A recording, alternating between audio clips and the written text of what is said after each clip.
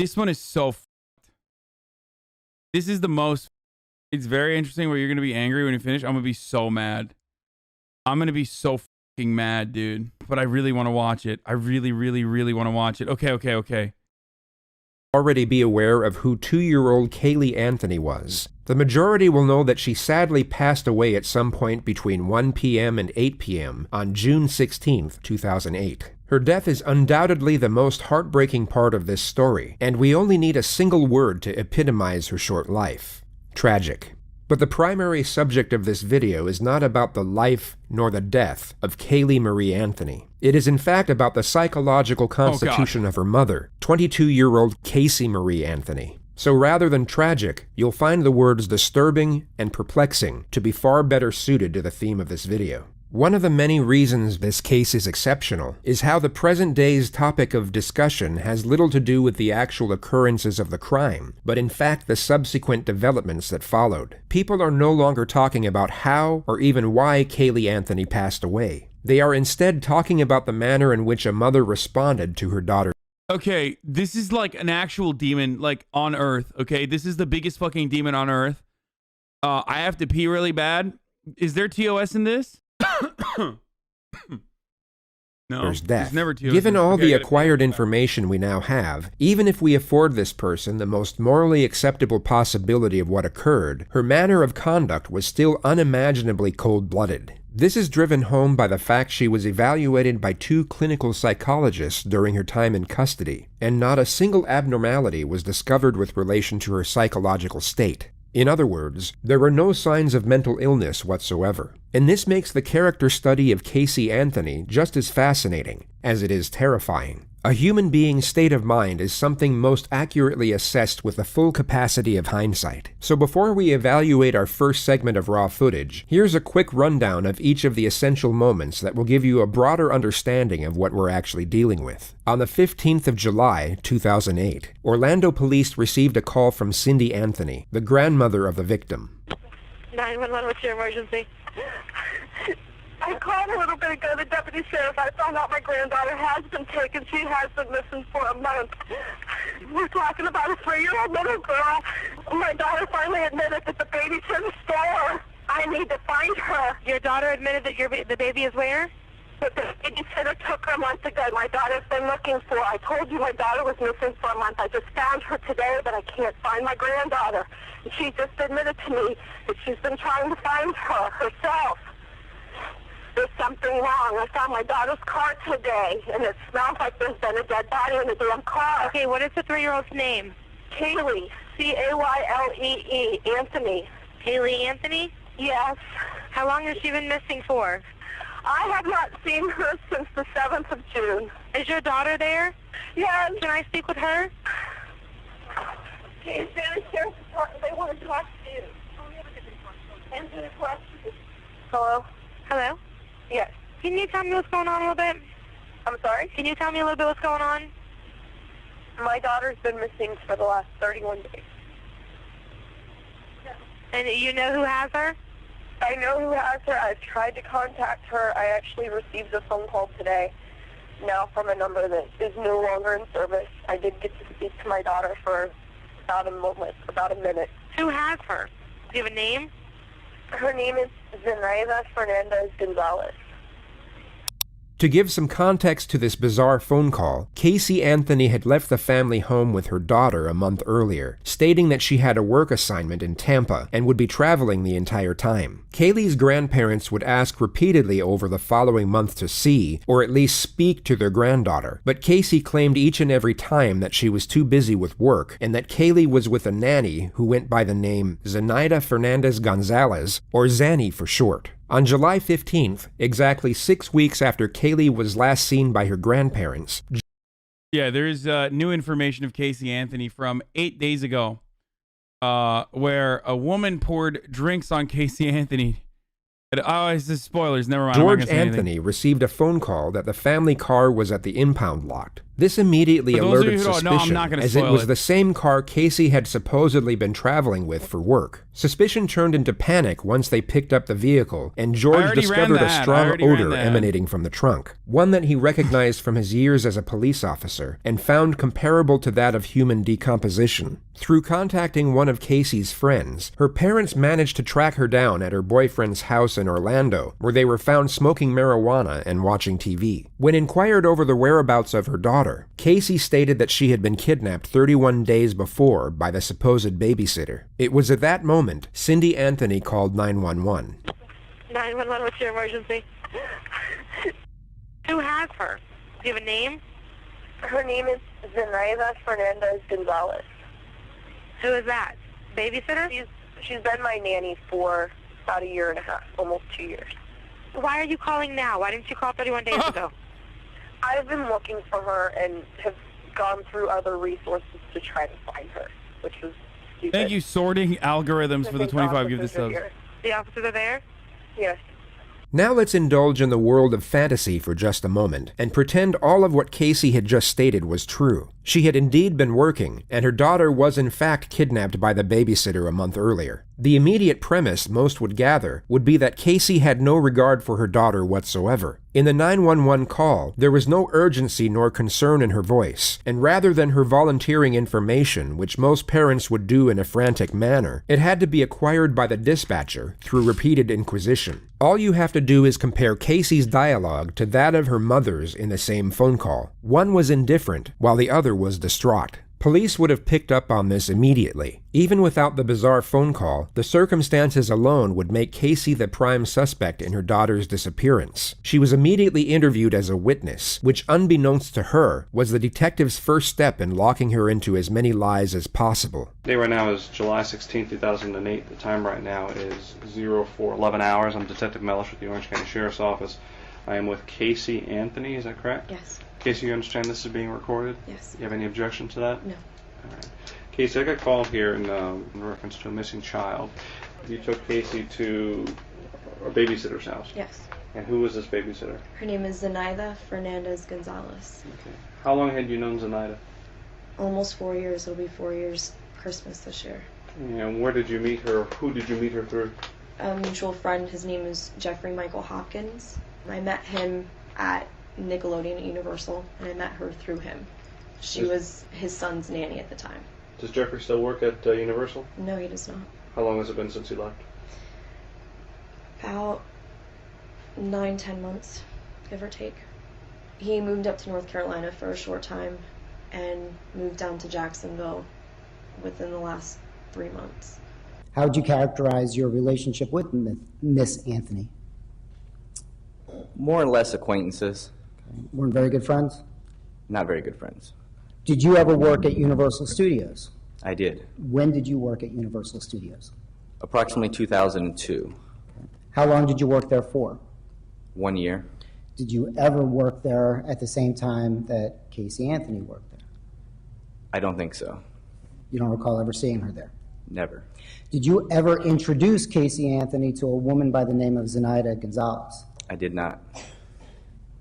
Did you ever use Zenaida Gonzalez as a nanny? No, sir. Do you have any children? No, sir.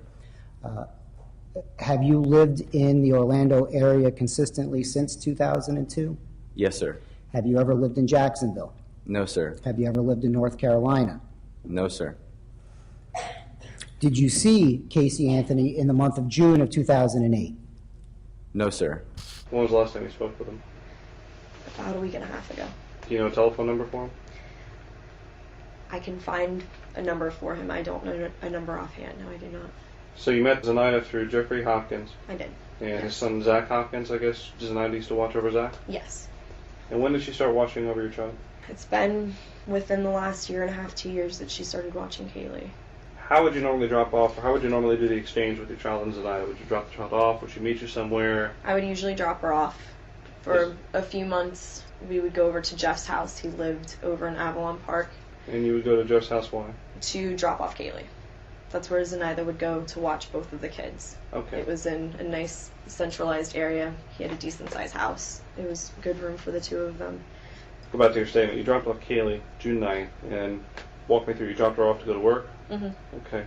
Get off of work and go from there.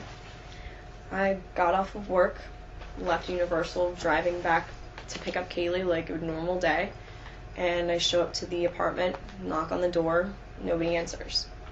So I call Zenaida's cell phone, and it's out of service. I didn't really want to come home. I wasn't sure what I'd say about not knowing where Kaylee was. Still hoping that I would get a call or, you know, find out that Kaylee was coming back so then I could go get her.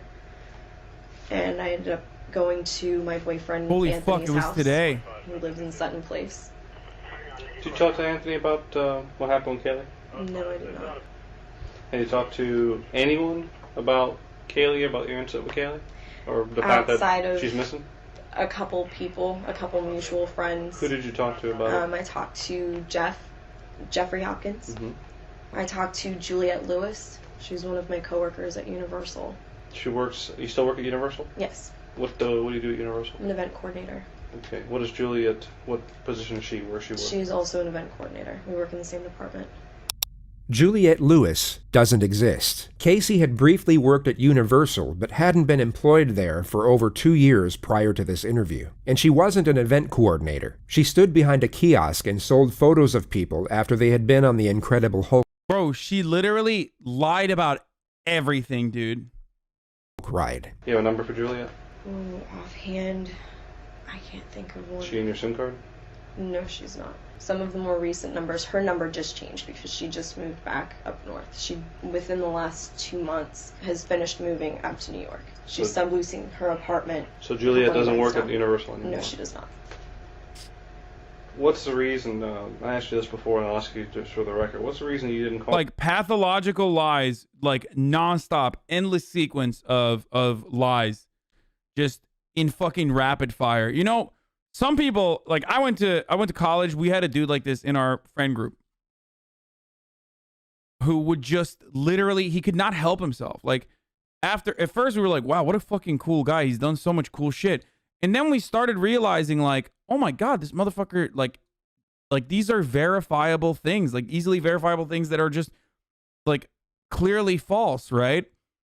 And well, Misgift does this, yeah, but Misgift does it as a joke and as a meme. Like, no, I'm talking about like the one guy in the group who just like literally can't help himself and like lies, like lies to make himself seem cool because like, you know, for as long as he can, so that, you know, he can get an edge, I guess, in the relationship with their friends. They one up Omar. No, literally. And he always, wait, is that like a known thing? Is that like a known meta? Because we used to play a game.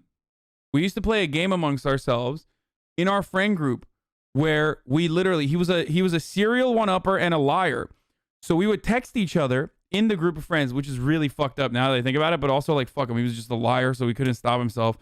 So in order to fucking, you know, entertain ourselves with this, once we figured out like he's lying about everything, we would literally just start making up stories. Like, we would make up a story like, yeah, man, one time, like, I had a fucking dirt biking accident. Like, it was crazy. And then he would be like, oh yeah? Well, I had a dirt biking accident that was even crazier where like I had to be helicoptered out. Like he would literally fucking like he couldn't help himself. So we would text each other to just like literally rapid fire, just like make stories up just to see if he'll like try to one up one another. And there are people like this. They just can't help themselves.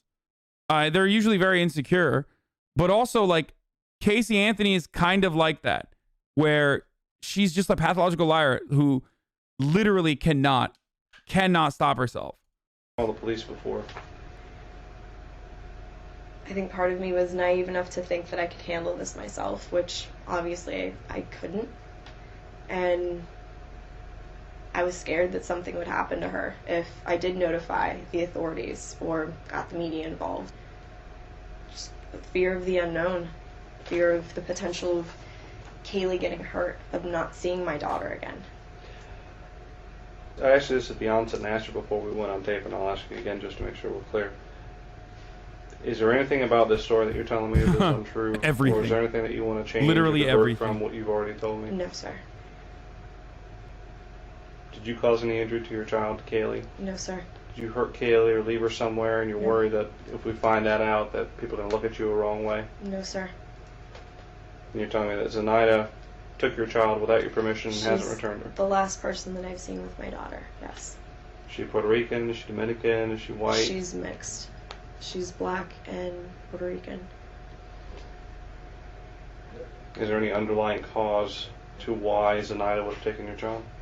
Nothing that... Did she ever make any statements to you about... Only how much she loves Kaylee and how great of a kid she is. And when you talked to Jeffrey afterwards, I'm assuming that Jeffrey's child is still with him? His child is still with him.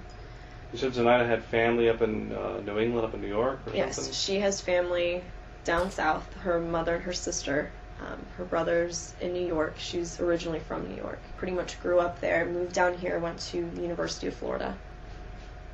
Zenaida, the nanny, doesn't exist. Casey never had a babysitter. Being the retrospective viewer, we have the benefit of knowing these are outright fabrications, and these meticulous details are a textbook sign of a pathological liar. She speaks eloquently and naturally as if her dialogue is a reflex response to the questions she's being asked, when in reality, each of these minor details are calculated and deliberately placed for the purpose of deception, and the nonchalant, easygoing tone she employs is used to camouflage anxiety. Casey has not only become accustomed to manipulation, she has become extremely skilled in how to use it effectively. It takes us to the concept of nurture and how it most likely had a significant impact on her current circumstances. If we go through what we know about Casey's domestic history, there are numerous occasions where she had gotten away with things that most would not, simply due to the fact that she was able to continuously lie without conscience. A prime example could be when she was 18 years old and stopped attending class midway through her senior year. She literally skipped the entire second half of her final year to go hang out with her older boyfriend. Her parents became suspicious on several occasions, yet each and every time, Casey had some whimsical excuse to which she was given the benefit of the doubt. Then just days before graduation, her parents were informed by the school of her truancy, and that she would not be graduating. When confronted, Casey's excuse was that her timetable was mixed up by the school, causing her to miss classes through no fault of her own. This is obviously a completely baffling excuse that no sane person would ever believe. Yet whether it be through denial or an overprotective nature, Casey's parents not only took her at her word, but even shielded her from the consequences of her actions. They lied to all their family friends that she graduated with honors, and even threw her an extravagant graduation party the day after. This is affluenza, motherfucker. That's what this is. Bro, Florida parents, like, you know, just straight up, like, upper middle class rich white parents babying the shit out of their fucking child, dude. Literally. Like, also, I mean, we say like she's, you know, psychotic or whatever, but, and she still very well could be, even though there were, I think there was analysis to see if, whether she was, and no. Just one of the many occurrences where Casey faced no ramifications for misconduct. It seemed to give her the belief that no matter what she did, as long as she could spin one lie after another, or at least drag a lie out for as long as possible, everything would work itself out. The truth is that everything did work itself out when she was dealing with her parents, and she evidently... They should have done a parent swap. Her and fucking, what's her face? Should have swapped families. You know what I mean? Her and the first fucking murderer that we watched should have done a parent swap so that they could both be fucking normal and not weirdo murderers. Thought the same rules applied with Jennifer regard Pan. to national law and a missing child's investigation. After the initial statement you just heard, Casey was asked if she could take police to all places of interest. She happily obliged, and then proceeded to lead them to a multitude of fake addresses which she had nothing to do with. She then took them to her supposed office at Universal Studios and literally led 3 senior investigators to the very end of the building, taking over 25 minutes to walk to, before she finally turned around, put her hands in her back pockets, laughed, and admitted that she didn't work there. Completely dumbfounded, the detectives placed her under arrest and took her to a conference room in the building for what was essentially an interrogation. Since I left you this morning, I've gone to every address that you told me. I came over here. I've already talked to all the employees. I found out all these names that you're giving me are people that either never worked here or have been fired here for a long time ago. Okay, so where we are right now is in a position that doesn't look very good for you. Because obviously I know, and you know, that everything you've told me is a lie, correct? Not everything that I told you. Pretty much everything that you've told me, including where Kaylee is right now. That I don't know where she is. Sure you do. And here's, absolutely listen, do not know where she is. let me explain something. Looking at you, I know that everything that you've told me is a lie. I am very confident, just by having talked to you this short period of time, that you know where she is. I legitimately have not seen my daughter in 5 weeks. I didn't let anything happen to her, except I trusted her with somebody that had been taking care of her, that had been taking good care of her. Someone that she was comfortable with, that I was comfortable with. What about Jeff? You said Jeff worked here until about 2 months ago? No, he hasn't worked here for quite a while. 10 months? How long? It's been at least 10 months. Okay. He got fired in 2 years. 2002. He hasn't been an employee here since 2002. We put a lot more together than I think you realize we put together. My question to you is, we're in Like, this. what did she think, dude? Like, why did she think she could get away with this? I mean, actually, I'm not going to spoil it, but like. Office because. Shut our up, purpose of Chad. coming here was to do what?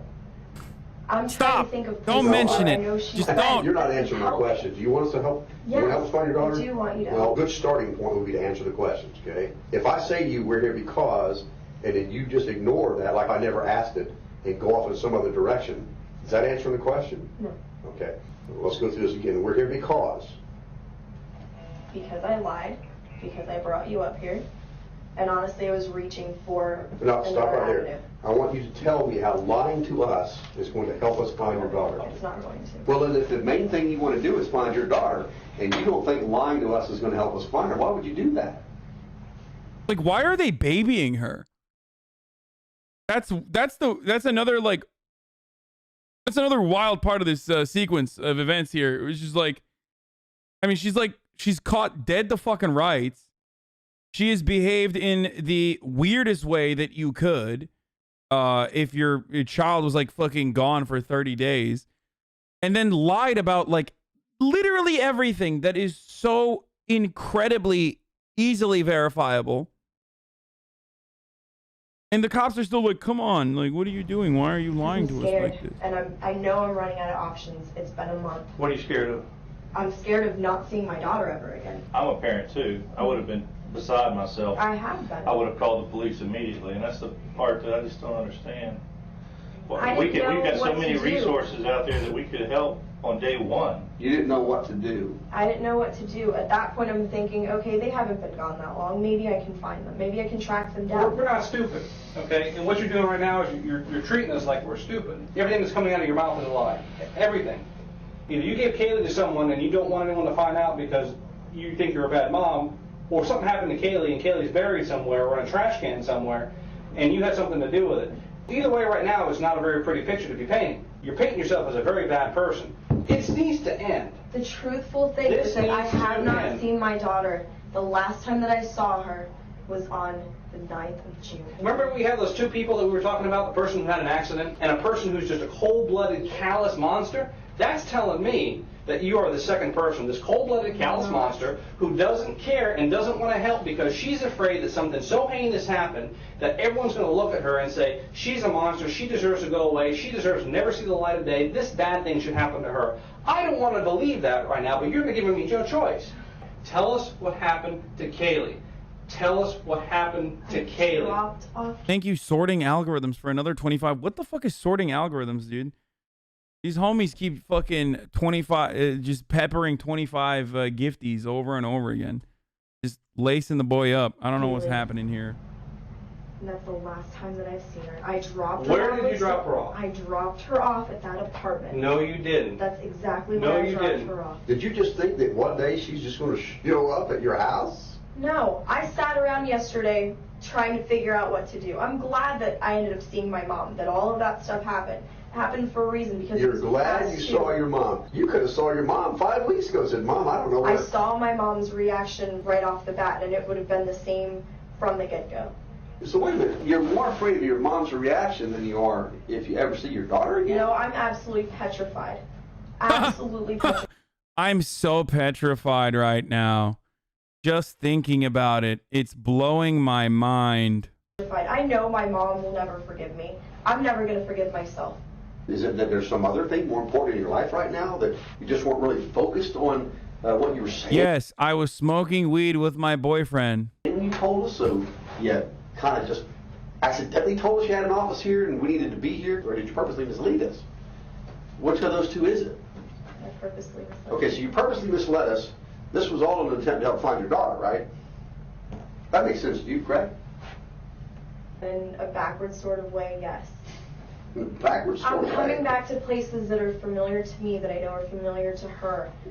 Familiar situations that maybe just maybe would help. She's almost 3. She's almost 3. What, do you think she's going to take a cab here? I mean, I know how do you think she's going to get here? Because she's with someone else.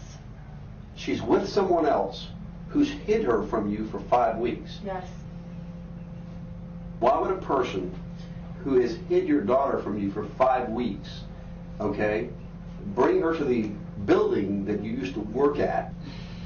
I don't know what else to do anymore. If I knew where she was, if something would have happened, I would have admitted that a long time ago. Do you believe thinking up more lies to tell us will help us? No. She's with someone that I absolutely do not trust, and that I'm absolutely scared that you don't trust yet was babysitting your daughter for a year. I don't trust her now because of what happened. Who did you call first? Who did you go to for help first to help try to find her? No one. Oh, no one. Okay. All right. Okay. Come on, dude. Well, I'm glad we got that straightened out. Casey was then taken to the county jail, where she in the evening hours was able to make a phone call, and just happened to see her mother on the local news moments before speaking to her.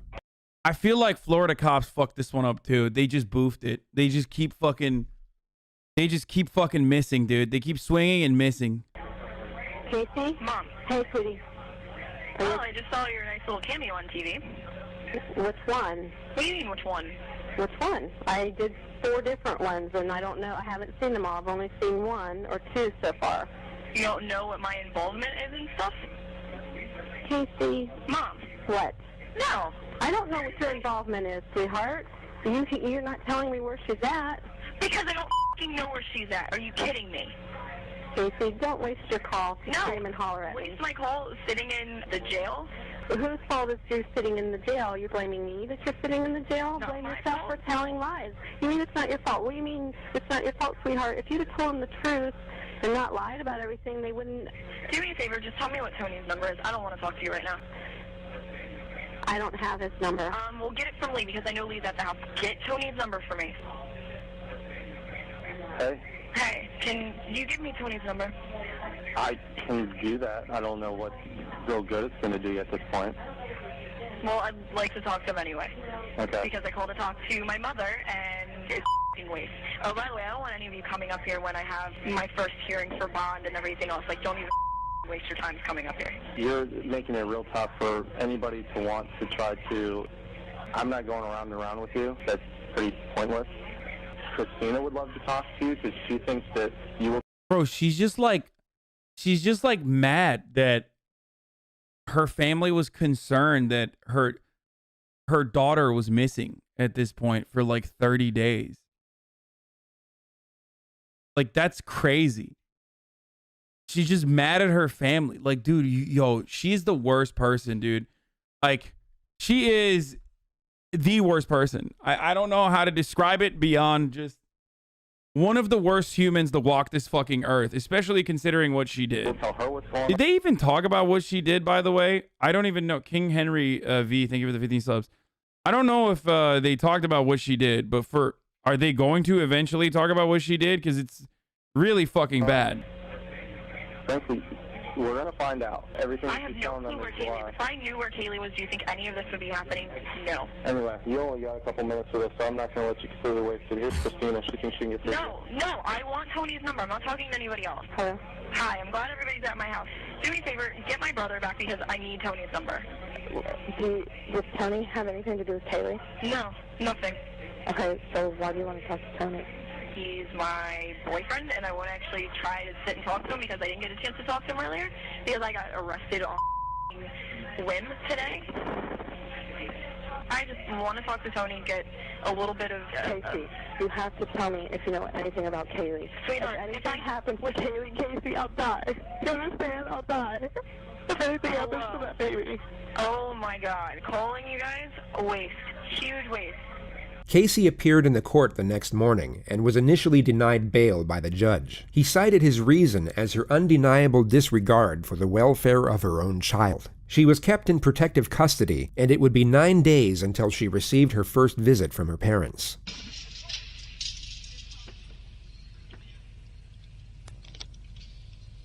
Hi. Hi, sweetie. We've been watching you for so long. You haven't? I love you. I love you too. Hi. We've been seeing you sitting down. We forgive anything that you've said. Oh, or done. Hold on.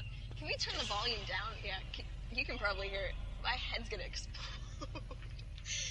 What's that T-shirt? I didn't get a chance to ask him, other things besides. Kaylee's picture's on the back.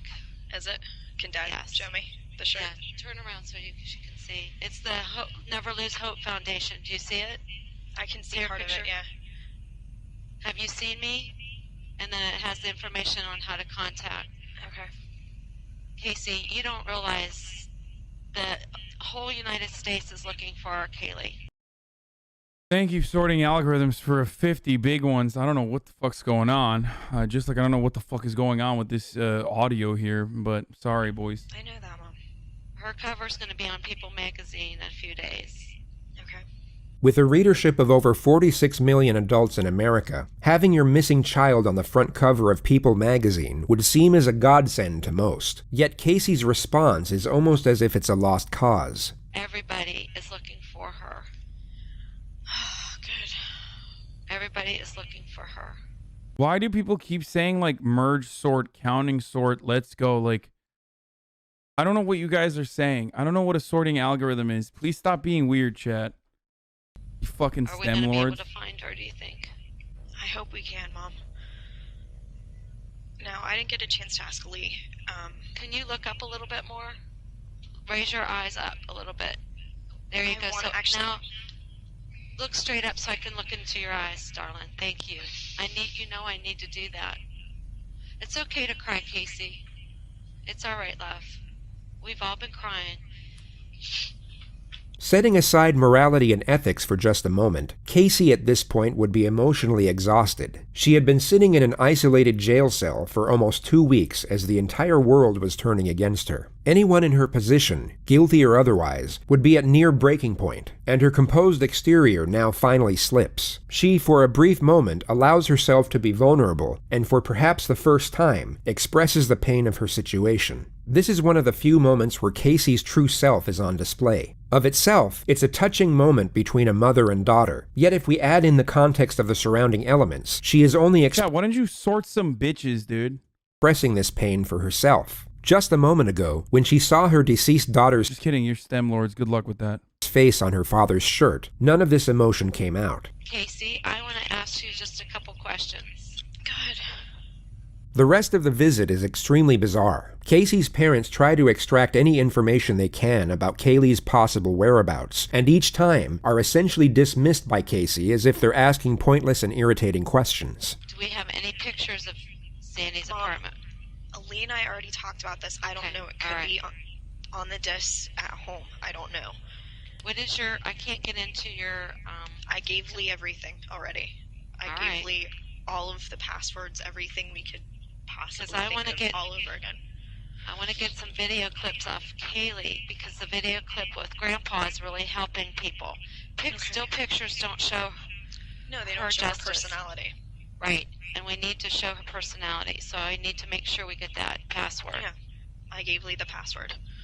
Please look up, sweetheart. I need to see your eyes. I want to be able to look at you guys too. I can't look at you and look at the camera. Well, you don't have to look at the camera. Look at me. I'm looking at you. Okay. You're sitting very low. I know. The exchange switches back and forth from inquisitive and challenging to sympathetic and loving, and every time her parents stop inquiring over the case and show that they still care about Casey herself is when the tears come out. Do you want to speak to your father now? Sure. Okay. Hey, gorgeous, how you doing? I look like hell. Well, you know something? You really need to keep your spirit high for all this. I haven't been crying while I've been in here. Well, you know trying something? to read books and do other things to keep my mind off of stuff. Well, you know, I want to be able to reach out and hug you and give you the big Papa Joe hug. But you know, we got to get that little girl back any way we can, and we're Dad, doing everything we can. My only concern. I gave Lee a statement. I want him to speak to whoever in the media. Didn't he literally say that his dad is right here raped her without any evidence whatsoever? By the way, for the record, like, her part of her defense was that, like, am I spoiling? Is that a part of the fucking, I don't know. Okay, sorry. Okay. He's gonna give them an exact quote. Every time Casey's parents mention that people are willing to help with a search, Casey dismisses their credibility and even attacks some of their characters while she's at it. Dude, I don't know what kind of storytelling these guys are fucking engaging in, okay? They haven't told any of the gruesome details of the fucking murder. They haven't told any, like, they're just, like, hyper-focusing on some of the weirdest parts about this situation. Tara from Michigan. You mean Mark's psycho ex-wife, Tara? Yes. Listen. People like Tara, people like Jesse who are maybe trying to help, even Christina, God bless her, don't know what the hell they're talking about. I want you to know, I want to take your pain away from you. So, you know, you can tell me anything. I know that, Dad. I miss you, sweetie.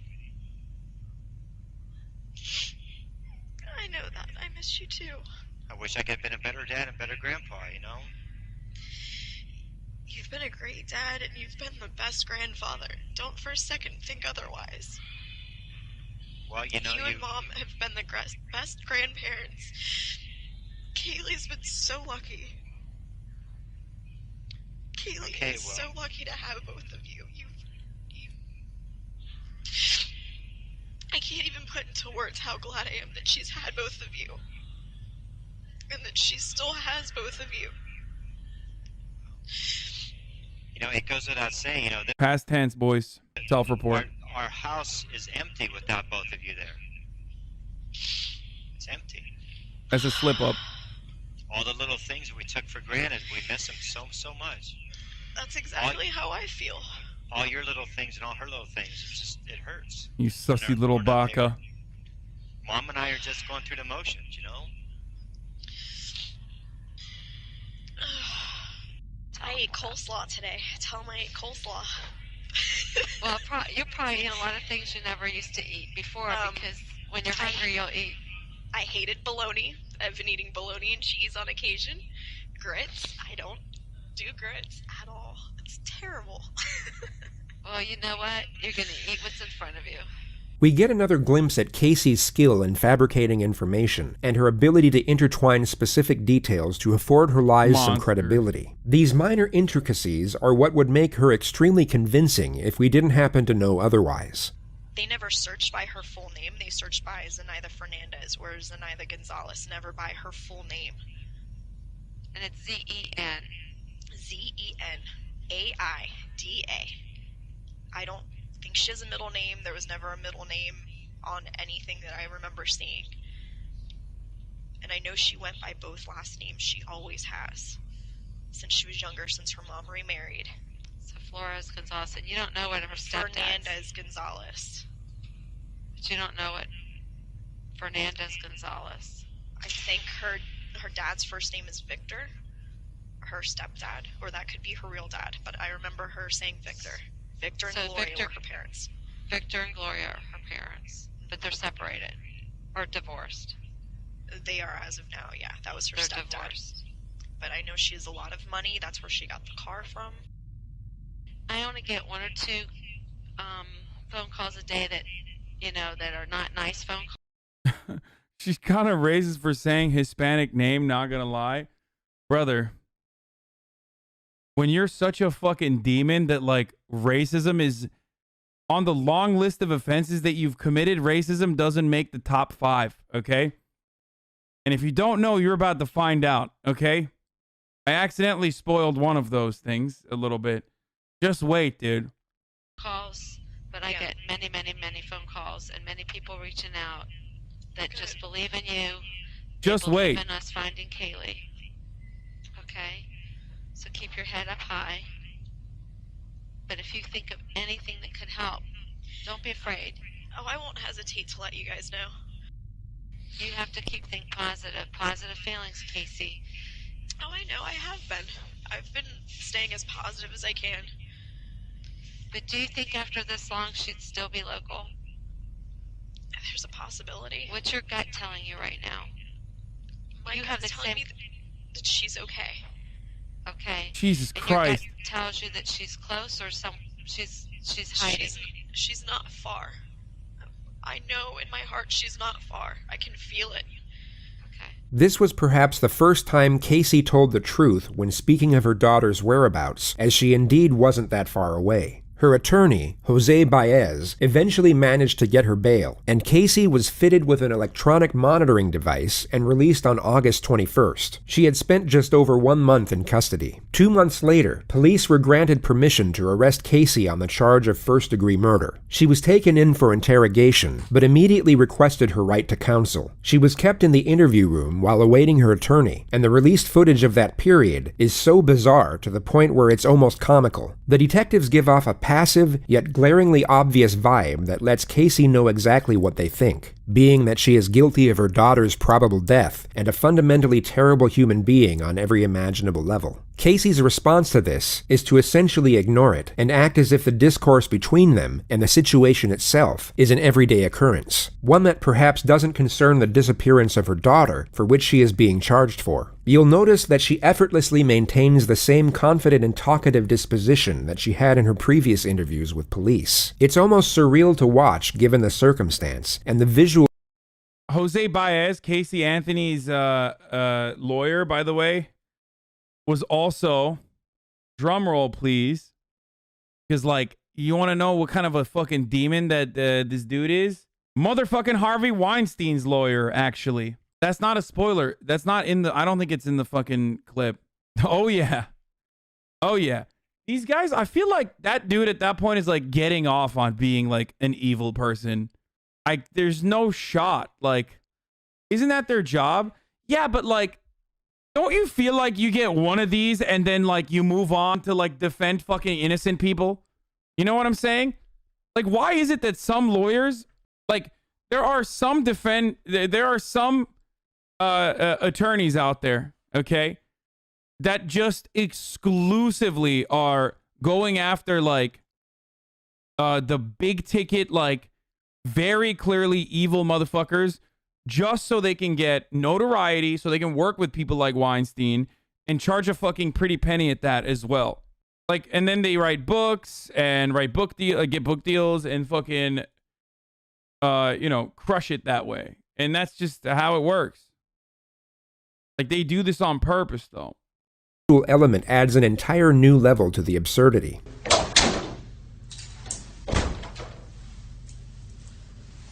The first segment of footage shows the arresting officer waiting with Casey for the lead investigator to arrive. He initiates the conversation by bringing up the... Because guilty people still deserve due process? No, I agree. You're misunderstanding what I'm saying. You are misunderstanding what I'm saying. I feel like some people might go and like do one of these cases and then they're like, oh my God, that was so terrible that like, I'm going to go and like defend innocent people now. You know what I mean? Because they're like, I'm doing this because I truly believe in justice. And I truly believe in like how the law should operate. Like, these people deserve due process and they deserve to be, they deserve to put, to have someone like myself put in the best effort no matter what. Okay? Whereas I feel like there are some lawyers, like Dershowitz is another one of those guys, where they just like go after the worst fucking cases on purpose, specifically so that they can have like deep-pocketed villains come and hire them, like Harvey Weinstein. Subject of Casey's parents. He asserts that he's worried about them, but the actual message he's putting across is that he essentially knows Casey is guilty and that she isn't fooling anyone. It's an indirect yet obvious accusation. I was afraid that some of what I said to them probably offended them because I told them that if I find out something that you don't want to hear, I'm going to tell you anyway. Well, Just honestly, because- they'll respect that. That's just, the type of people that they are. I'm the same way. I know they are. It was never my intention to piss anybody in your family off. I'm not in it to get a conviction. I get nothing out of it. I get zero. Exactly. You have a job you're trying to do. I've found a few, and I've not found a few, and it sucks both ways. Yeah, I agree. So it is what it is. Where I get sideways with people. She continuously provides these sharp interjections to appear as though she's following what the detectives are saying. People will often do this to express concurrence and understanding. It essentially lets the other person know that you understand them, either intellectually or emotionally, that a point they made makes sense to you, or that you get why they feel a certain way about something. The only problem here is that Casey's verbal reciprocation at times makes no sense whatsoever. What's fascinating is that this would go unnoticed in an everyday setting. When recorded on film, however, and able to be studied and scrutinized, it becomes far more distinctive. Where I get sideways with people tends to be when attorneys get involved. I've heard most people say that. They don't like attorneys very much. I have many family members that are... By the way, there was a discord between a PI and the attorney representing Casey Anthony. And there was reports that suggested that she fucked her attorney. Attorneys, I have no problems with attorneys. What I have problems with are, at some point, we have to set aside the rules and we have to find kids. And you know what? So be it. That's why I told you in the car. If you tell me anything now, I'll get up and say, yep, I heard it, and she'd already invoked it. We can't use any of it. That's just the way it is. That's all that matters to me. Yeah. The detective here has essentially just asked Casey for the information he knows she has about her missing child. Rather than retaliate and refute the blatant accusation, Casey continues with her sharp responses of accordance, as if to say she agrees, and knows exactly where the detective is coming from. Yet although she apparently agrees, she offers no information or follow-up dialogue thereafter. It's so incredibly awkward, yet equally intriguing to watch. And, when we did another case that I was involved in, they lost a confession. And I sat there and I looked right at the guys that we worked with. I said, that's not what's important. Who cares? I have to say something here.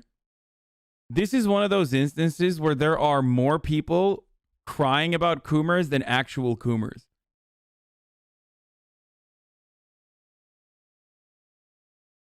Like, chill the fuck out. No one is cooming. Like, calm the fuck down, dude. Okay?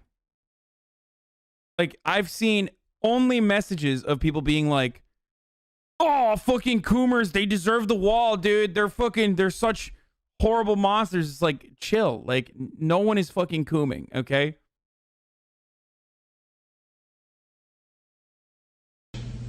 We found her. We found her, and he's going to get what is coming to him. That's not my job. And it works out in the end. And it works out in the end on all sides, to be honest with you. It may not be comfortable for everybody. Yeah. And I've done things that if I get caught for, I'm not going to be comfortable, I can tell you that. It's just the way life is. But it's not the end of the road either. And that's what we have to keep in mind. It's not the end of the road.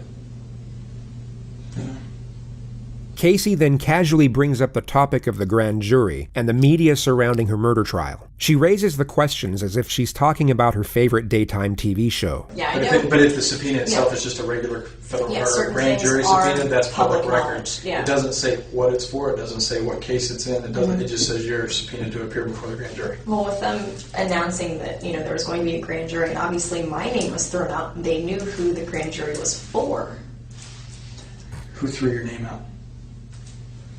All of the media said that it was from an inside source, meaning in here. So that's where they all say is. I can tell you what I think of the media and what I think of people who leak stuff to the media. I think it's garbage. Yeah, but I agree. That's the next way of putting it. That doesn't make it any less necessary. Without them. She's so accustomed to giving these ungenuine responses at every given opportunity that she doesn't even know where to place them correctly. This response should have been given 2 seconds earlier when the detective finished his declamation, not when he started a new sentence. It's so incredibly aggravating to watch. I'll be quite honest, without the media, we don't find a quarter of the kids that we... Oh, I agree. It helps. The exposure has helped bring in so many tips for my daughter.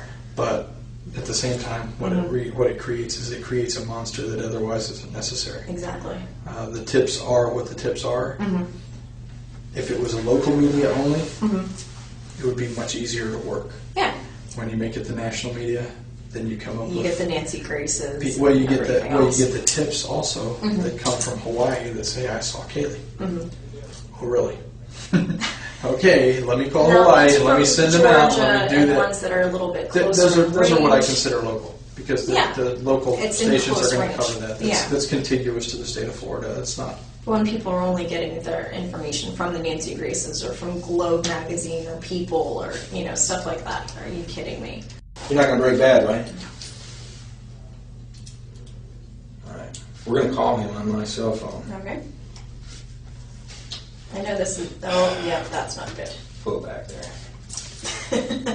Just slide your hands out. No, I honestly can't. So they're a little tight. Dude, why are they having so much fun with her, dude?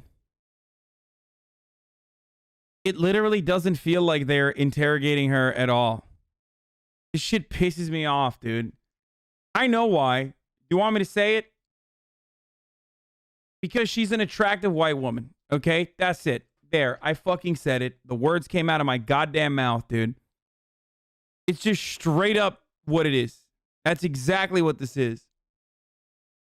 Where's your 4-year degree in criminology? Yeah, it's done. Her lawyer was also Aaron Hernandez's lawyer, one of the most disgusting people out there. Yeah. Thanks for entertaining us. Just slide your hands out. Way to go, Corporal Edwards. Actually, if I could, I would have done that for you. Do you know Baez's phone number off the top of your head? No, I do not. How can we get the cell number or his number? I know his office number. What is that? 407. I've identified myself. You know why you're in custody. Yes. And you signed this. You want your attorney present. Yes. Hey, it's Casey. I'm with Corporal Edwards. I know the last name. Sorry. I'm at the Sheriff's Department. If you'd like to come down and meet with us, thank you. Yes.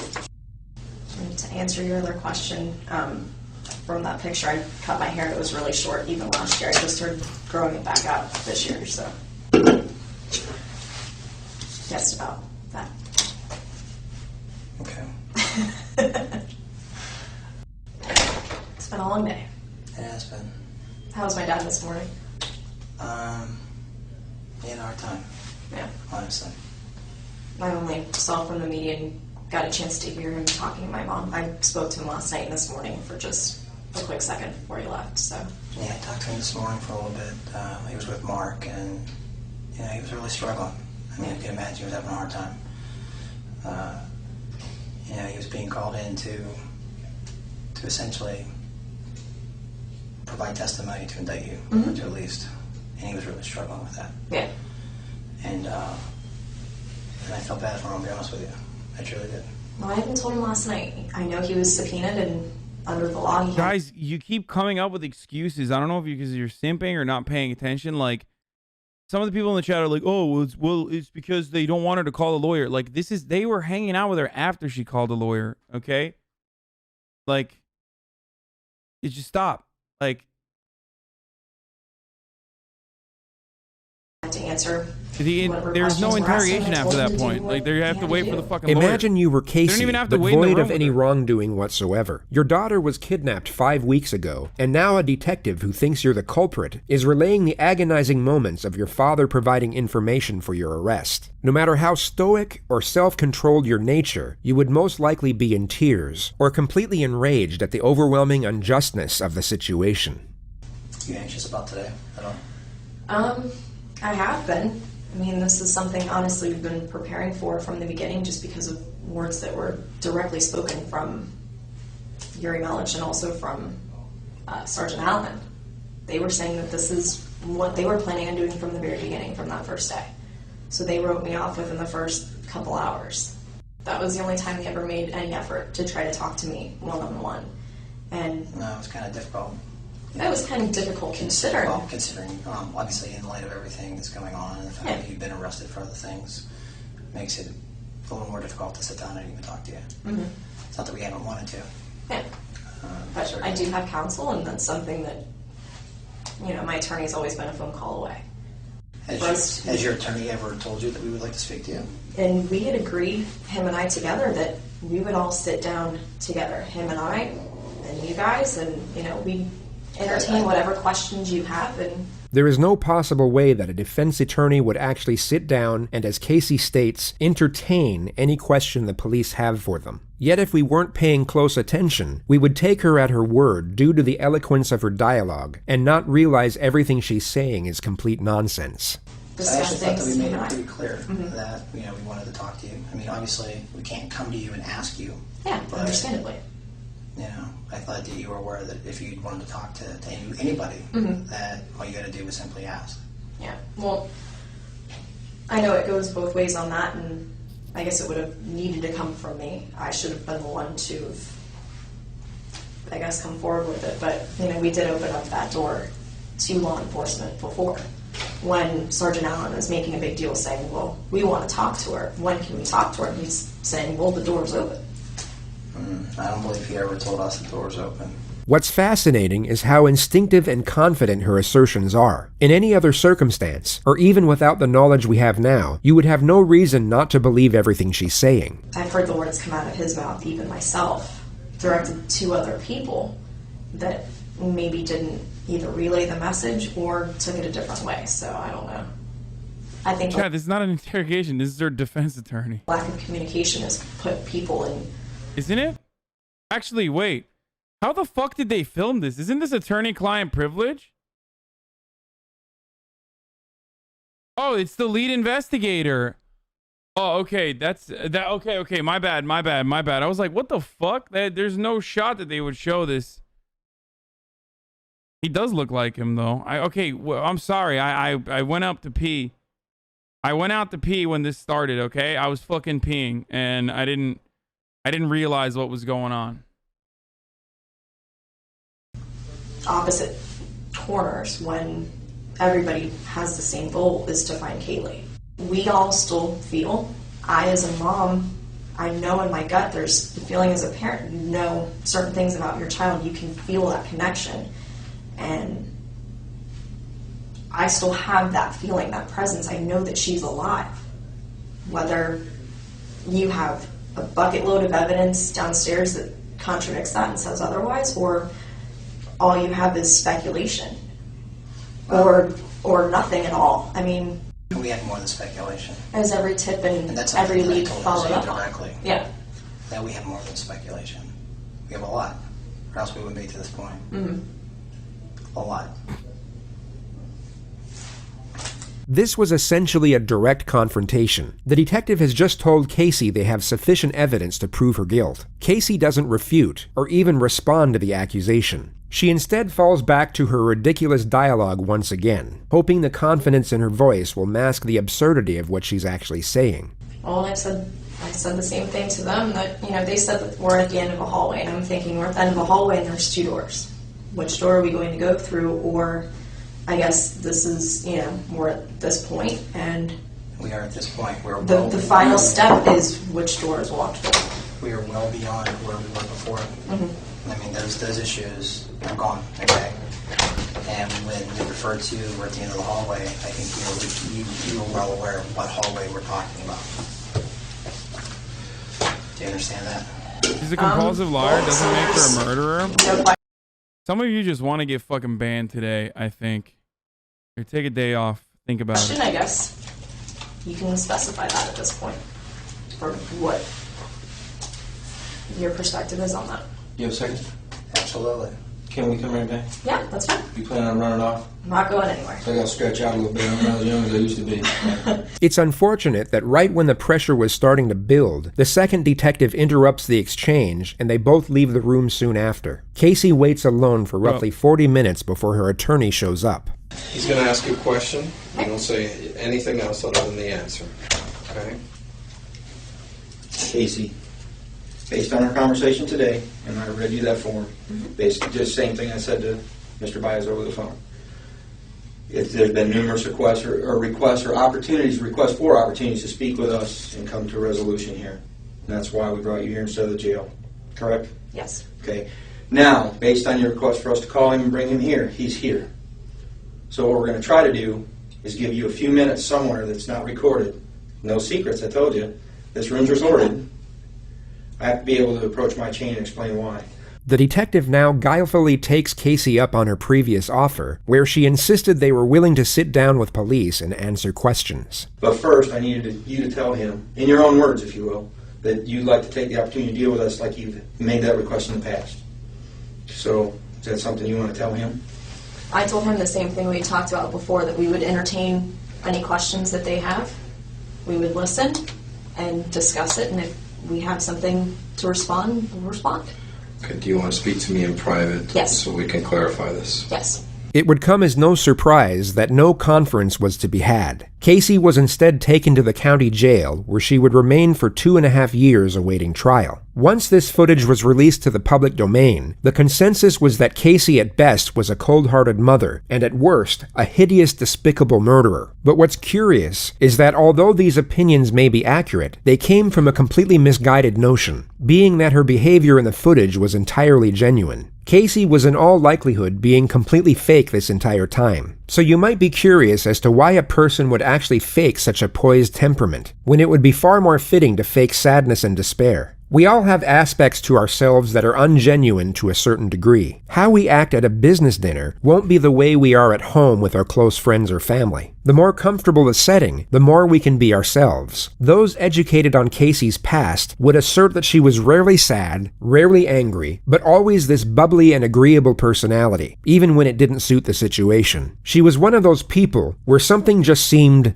off, but you couldn't quite put your finger on it. The evidence put forward suggests that Casey was fake in every single setting and with every single person all of the time. A trait that might go unnoticed in everyday life, yet would clearly stand out when shown under the microscope of a criminal case study. Casey had become so accustomed to this fraudulent way of being that it even came as a natural behavior to her in the extraordinary setting we see here. And the assertion is that because Casey knew just how well she could fabricate this character, she thought she could use it to mask her anxiety, and thus conceal guilty behavior. Casey, in all likelihood, had little to no regard for her daughter. That's not even an argument anymore. But her true temperament here would likely be far more apprehensive due to the concern over her own welfare. Every time the detective insinuated an accusation, Casey kept the same tone, same demeanor, and same confident, lighthearted disposition. If you took her out of this interrogative setting and placed her in the mall with her friends, it would seem completely normal. She would be faking her personality in both environments, yet we are only able to realize it in one. This type of mindset is linked to sociopathy. Whatever the situation or circumstance, they need to have an advantage over you. So how do they do this? They lie, and also calculate how they are going to feel and react to a certain situation before it occurs. The entirety of her focus was on making herself look good rather than being worried about the actual quality of her character. Casey, in a nutshell, was an inauthentic person, long before she ever gave birth to her ill-fated daughter. And her skill at deception alongside her manufactured personality is arguably the most terrifying part of this entire case. On December 11th, 2008, just under 5 months since she was reported missing, Kaylee's skeletal remains were discovered in a swamp less than a mile away from the Anthony household. She was wrapped in a Winnie the Pooh blanket and then placed in a canvas laundry bag. Duct tape was discovered around the nose and mouth area of the skull, and her death was ruled a homicide. Prosecutors in the case then announced they would be seeking the death penalty. There were a multitude of discoveries made in the lead-up to the trial, and many believed it to be an open and shut case due to the damnatory nature of the evidence. On the last day Kaylee was seen alive by anyone other than her mother, and the day many believed she was murdered, Casey Anthony made the following internet searches. At 7:54 p.m. that same evening, Casey and her boyfriend Tony were seen in a Blockbuster video store. Kaylee was nowhere in sight, and many presume she was already dead and decomposing in Casey's trunk at this point. In the following weeks, Casey went out partying most nights. Just 3 days after her daughter's supposed abduction, she was captured in various photos participating in a hot body contest. 12 days after, she got a tattoo on her back saying Bella Vita, an Italian motto that translates beautiful life. She also made an entry in her diary around the same time which read, "I completely trust my own judgment, and I knew that I made the right decision. This is the happiest that I have been in a very long time. I hope that my happiness will continue to grow." The trial commenced on May 24, 2011. The gist of the prosecution's argument was that Casey suffocated her daughter with duct tape and then placed her in the trunk for a few days before disposing of her body in the swamp. The motive for the murder was the primary focus during their opening statement. This isn't just a case about Casey Marie Anthony. It's a story about Kaylee Anthony as well. Kaylee Anthony was born on August 9th of 2005. It was a Tuesday. And Kaylee lived nearly every day of her life on a quiet residential street in Orlando called Hope Spring Drive. Casey Anthony, Kaylee's mother, appeared to all outward observers to be what her parents thought she was. A loving mother working hard to provide support for her daughter. But as the evidence in this case and the investigation into the background of Casey Anthony will show, that was an illusion. On Monday, June 16th, Cindy Anthony goes to work, as I've described, sometime between 7 and 8 a.m., and is out of the house until the late evening. George Anthony specifically recalls that at 12:50 p.m. on June 16th of 2008, his daughter Casey left the residence on Hope Spring Drive with Kaylee Marie Anthony. Kaylee was wearing a pink shirt, jean shorts, sunglasses, and a backpack. And Jojo, George Anthony, kissed his granddaughter goodbye and never saw her again.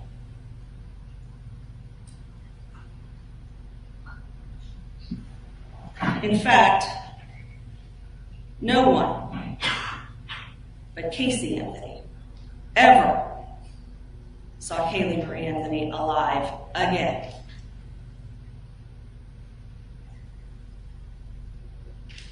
The evidence in this case will establish that there is no other reason for the placement of multiple pieces of duct tape on this child's face, mouth, and nose other than the specific intent to end that child's life.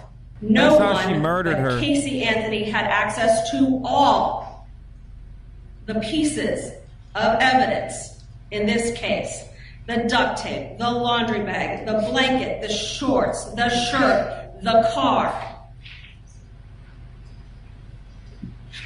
No one else lied to their friends, to their family, to investigators. No one else benefited from the death of Kaylee Marie Anthony. Kaylee's death allowed Casey Anthony to live the good life, at least for those 31 days. Although there was a lack of direct physical evidence tying the defendant to her daughter's death, the evidence the state actually had still seemed overwhelming, and they That's not even true. There is physical evidence that tied her. understandably thought relying on the facts alone would easily... There was a piece of baby hair that could have only fucking turned...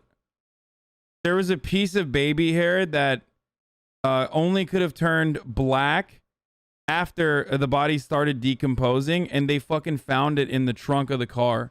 secure a conviction. The defense, on the other hand, were up against it. So not only did they use charm and appeal to sway the jury's attention away from the evidence, they dropped an absolute bombshell in their opening statements to create as much doubt as humanly possible.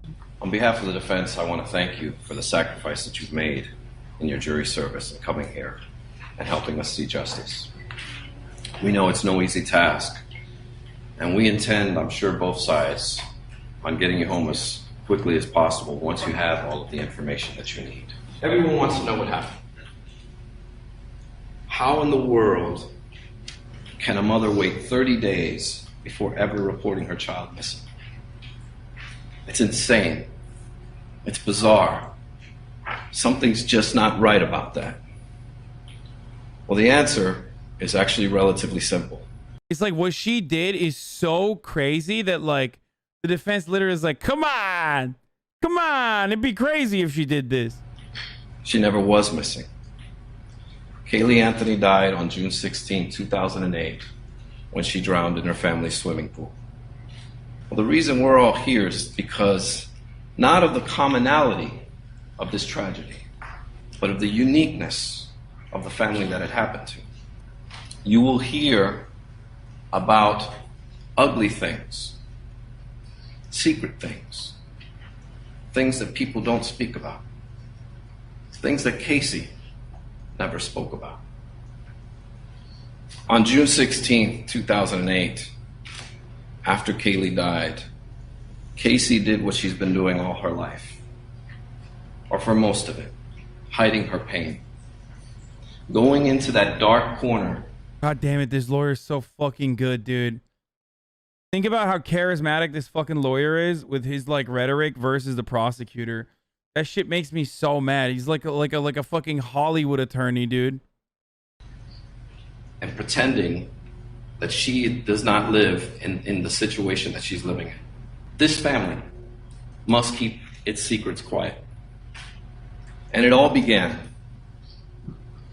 when Casey was 8 years old and her father came into her room and began to touch her inappropriately. This child, who at 8 years old, learned to lie immediately. She could be 13 years old, have her father's penis in her mouth, and then go to school and play with the other kids as if nothing ever happened. That will help you understand. Oh, sorry. I already spoiled this, but yeah. So without any evidence whatsoever, the defense states that her father sexually assaulted her when she was a child. Which, by the way, no evidence for that whatsoever. Just for the sake of, turning her into a more of a victim here. Her father's a piece of shit, even if that isn't true. Wait, what? Bro, what the fuck was that? I'm so confused. What? Why? Because he's a cop? Like, I don't know. I don't know if there's like additional information about him. I don't. Now, there is speculation that the family helped hide the body. Speculation. Why no one knew? It is fucking wild. It is wild that they like dropped this in there. Like unbeknownst to anyone, they just fucking threw that out there. Knew that her child was dead. The trial would go on to last 6 weeks, with the prosecution exposing the truly dark and deceptive nature of Casey's character. While the state relied on fact, the defense clung on to theory, and proposed every conspiracy under the sun in the hope they would create enough skepticism and confusion. One of the more noted details of the trial was the courtroom presence of Jose Baez. He had an exceptional ability of narrative control and storytelling, and his capacity to create a connection with the jury seemed far more adequate than that of the state. This was recognized and mentioned multiple times in the media, yet the overwhelming majority of those following the case were almost certain that it wouldn't be enough to save the defendant. Closing arguments were put forward on Sunday, the 3rd of July. When you have a child, that child becomes your life. This case is about the clash between that responsibility and the expectations that go with it, and the life that Casey Anthony wanted to have. Casey meets Tony. Tony has this life. He's free. He's a club promoter. He's out there at night with the loud music and dancing, and it's a great, free life. So she has a choice. A life I don't believe in capital punishment. Stop asking me. To a child, or a life free to be 22. And as hard as it is for anyone to imagine, she had to choose between sacrificing two things. The first was her dreams and the life she wanted. And the second was her child. And we submit to you the evidence in this case shows that the choice she made was her child. Here we are at the end of our journey. And I have to tell you that I probably think you have more questions than you have answers. And if you recall at opening statements, the final thing that I told you, at the end of the day, when everything is said and done, the one question will never be answered. The key question in this case will never be answered. It can never be proven. And that is, how did Kaylee die? I'm going to start with my biggest fear. I'm going to tell you right up front what I fear may happen in this case. And I want to talk to you about it and explain. He's going to say reasonable doubt. And there's also additional, like, people speculate that maybe the jury didn't understand what reasonable doubt actually was or some shit like that. I mean, I don't know. I feel that way. This case deals with so much emotion. I know that there were times where every single person in here felt something deep down inside. Your rules of deliberation, what the law is that this case must not be decided for or against anyone because you feel sorry for anyone or are angry at anyone.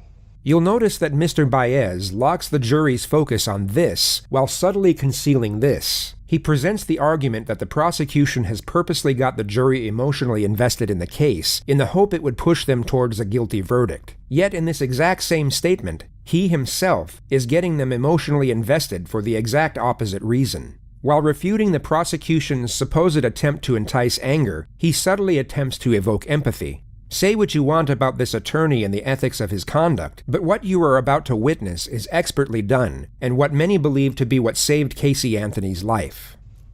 And that's because, obviously, expertise in this case is just like, he's so fucking evil, dude. Like, you can't appreciate the expertise in this case. We want you. I thought you were against the death penalty, but you are sad she did not get it. No, I am not. I am against the death penalty, and I am not sad that she didn't get it. I never said that. To base your verdict on the evidence, not on emotion. And it's my biggest fear because it's such a difficult thing for you to push aside. Kaylee Anthony was a beautiful, sweet, innocent child who died far too soon. There's no doubt about it, and that is not disputed by anyone. But to parade her up here, to invoke your emotion, would be improper. It's improper under the law, and it's improper as to the rules of your deliberation. He went on for a great length of time talking about this beautiful child. Bro, he's literally saying, like, that's an emotional argument. That's an appeal to an emotion. That's why I say lawyers are Reddit debate nerds, dude. They're like, I've said this so many times, but lawyers are Reddit debate lords, okay? They just are. They're like socially accepted Reddit debate lords, unfortunately. Not on his evidence, not on the evidence that was presented before you. It was to set up the emotion for what was to come. And that is exactly how this case was presented. They didn't come right out the gate and show you the evidence They gave you 2 weeks of testimony that was completely irrelevant and served only one purpose. And that was to paint Casey Anthony as a slut, as a party girl, as a girl who lies, and has absolutely nothing to do with how Kaylee died. And this— Bro, what the fuck do you mean? Like, it's absolutely relevant. Like, I can't believe he made in his closing testimony, like, something that is incredibly relevant to whether she's the fucking murderer or not, which is the lack of remorse or the lack of care for her wonderful daughter being gone for 30 fucking days. God damn it, dude. I fucking hate Florida. You can't get anything right, dude. You literally just nothing. It's just wild. This prosecution was geared in such a manner that it was deliberate, it was methodical, it was thorough, and it was detailed. Mr. Baez then focuses on the fact that the state has the burden of proof, and thereafter continues to intertwine the two essential features of his argument, empathy and doubt. Don't speculate. Don't guess. It has to be proven to you beyond and to the exclusion of every reasonable doubt. If you don't know what happened, it wasn't proven. We don't want you to tell us what you think happened. We want you to tell us what was proven happened. And that's the difference here.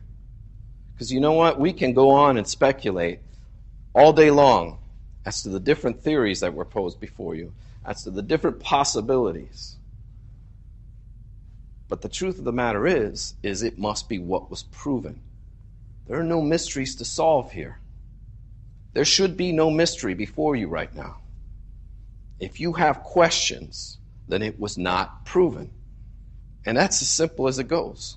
Now, back to what I was saying with their initial setup, the way the case was presented, the first couple of weeks.